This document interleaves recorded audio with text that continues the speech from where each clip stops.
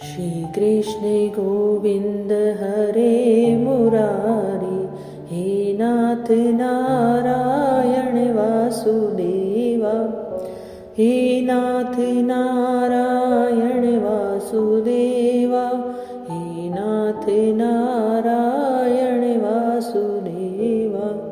श्री कृष्ण गोविंद हरे मुरारी, हे नाथ नारायण वासुदेवा। हर हर महादेव। कार्तिक मास महात्म्य कथा का 23वां अध्याय। 22वें अध्याय में भगवान श्री विष्णु की माया निद्रा को रोकने के लिए, माया निद्रा से उन्हें जगाने के लिए सभी देवता महादेव की आराधना करते हैं और महादेव उनसे माता गौरी, माता लक्ष्मी और माता सरस्वती की शरण में जाने के लिए कहते हैं। सभी देवताओं ने माता गौरी, माता लक्ष्मी और सरस्वती की आराधना की। उन पर प्रसन्न होकर तीनों देवियों ने उन्हें कुछ बीज दिए और जिन बीजों से धात्री, लक्ष्मी और तुलसी प्रकट हुई। विधात्री के बीज से धात्री और लक्ष्मी के बीज से मालती और गौरी के बीज से तुलसी प्रकट हुई। विष्णु जी जैसे ही उन स्त्री रूप वाली वनस्पतियों को देखते हैं तो वो अपनी निद्रा से जागृत हो जाते हैं और अपने लोक वैकुंठ में जाकर निवास करते हैं। सभी देवता पहले की तरह सुखी होकर भगवान शंकर का स्मरण करने लगते हैं। आगे की चर्चा आज के अध्याय 23 में। बोले श्री विष्णु भगवान की जय, बोले शंकर भगवान की जय। नारद जी बोले, हे राजन, यही कारण है कि कार्तिक मास के व्रत उद्यापन में तुलसी की जड़ में भगवान श्री नारायण का वास बताया जाता है और भगवान श्री नारायण की पूजा की जाती है। तुलसी भगवान विष्णु को अधिक प्रीति प्रदान करने वाली मानी गई। हे राजन, जिसके घर में तुलसी वन है वह घर तीर्थ स्वरूप है, वहां यमराज के दूत नहीं आते। तुलसी का पौधा सदैव सभी पापों का नाश करने वाला तथा अभीष्ट कामनाओं को देने वाला है। जो श्रेष्ठ मनुष्य तुलसी का पौधा लगाते हैं वे यमराज को नहीं देखते। नर्मदा का दर्शन, गंगा का स्नान और तुलसी वन का संसर्ग, ये तीनों एक ही समान कहे गए हैं। नर्मदा नदी का दर्शन करना, गंगा में स्नान करना और तुलसी वन में रहना, तुलसी वन का साथ करना या घर में तुलसी का लगाना, ये तीनों एक ही समान कहे गए हैं। जो तुलसी की मंजरी से संयुक्त होकर प्राण त्याग करता है वह सैकड़ों पापों से युक्त ही क्यों न हो तो भी यमराज उसकी ओर नहीं देख सकते। अर्थात तुलसी की मंजरी मोक्ष देने वाली है। तुलसी को छूने से कामिक, वाचिक, मानसिक आदि सभी पाप नष्ट हो जाते हैं। जो मनुष्य तुलसी दल से भगवान का पूजन करते हैं वह पुनः गर्भ में नहीं आते, अर्थात मोक्ष को प्राप्त होते हैं, जन्म मरण के चक्कर से मुक्त हो जाते हैं। तुलसी दल में पुष्कर आदि समस्त तीर्थ, गंगा आदि नदियां, विष्णु प्रभृति सभी देवता निवास करते हैं। हे राजन, जो मनुष्य तुलसी के काष्ठ का चंदन लगाते हैं उन्हें सहज ही मुक्ति प्राप्त हो जाती है।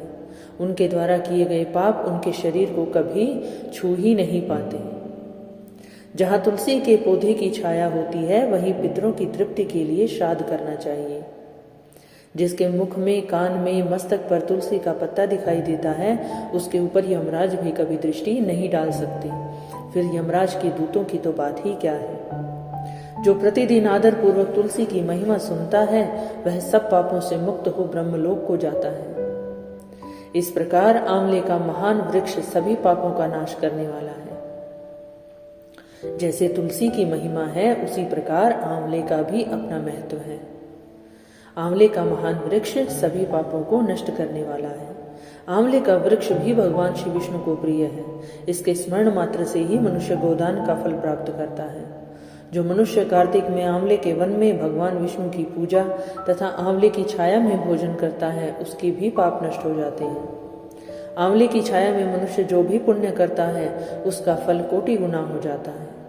जो मनुष्य आंवले की छाया के नीचे कार्तिक में ब्राह्मण दंपत्ति को एक बार भी भोजन देकर स्वयं भोजन करता है वह अन्न दोष से मुक्त हो जाता है, उसे कभी अन्न की कमी नहीं होती।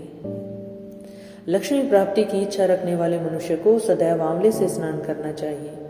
नवमी, अमावस्या, सप्तमी, संक्रांति, रविवार, चंद्र ग्रहण तथा सूर्य ग्रहण के दिन आंवले से स्नान नहीं करना चाहिए। जो मनुष्य आंवले की छाया में बैठकर पिंड दान करता है, उसके पितर भगवान विष्णु के प्रसाद से मोक्ष को प्राप्त होते हैं। जो मनुष्य आंवले के फल और तुलसी दल को पानी में मिलाकर स्नान करता है, उसे गंगा स्नान का फल मिलता है। जो मनुष्य आंवले के पत्तों और फलों से देवताओं का पूजन करता है, उसे स्वर्ण मणि और मोतियों द्वारा पूजन का फल प्राप्त होता है। कार्तिक मास में जब सूर्य तुला राशि में होता है, तब सभी तीर्थ, ऋषि, देवता और सभी यज्ञ आंवले के वृक्ष में वास करते हैं। जो मनुष्य द्वादशी तिथि को तुलसी दल और कार्तिक में आंवले की छाया में बैठकर भोजन करता है, उसके 1 वर्ष तक अन्न संसर्ग से उत्पन्न हुए सभी पापों का नाश हो जाता है। जो मनुष्य कार्तिक में आंवले की जड़ में विष्णु जी का पूजन करता है, उसे श्री विष्णु क्षेत्रों के पूजन का फल प्राप्त होता है। जहाँ भगवान श्री विष्णु विराजमान होते हैं, ऐसे क्षेत्रों की पूजा का फल आंवले के जड़ में भगवान श्री विष्णु की पूजा करने से प्राप्त हो जाता है। आंवले और तुलसी की महत्ता का वर्णन करने में श्री ब्रह्मा जी भी समर्थ नहीं, इसलिए धात्री और तुलसी जी की जन्म कथा सुनने से मनुष्य अपने वंश सहित सभी कष्टों को मिटा लेता है और अनुपम भक्ति को प्राप्त करता है। बोलिए तुलसी माता की जय, बोले श्री विष्णु भगवान की जय। कार्तिक मास महात्म्य कथा का 23वां अध्याय यहाँ समाप्त होता है। आगे की कथा सुनने के लिए मेरे चैनल को लाइक, शेयर और सब्सक्राइब जरूर कीजिए। हर हर महादेव।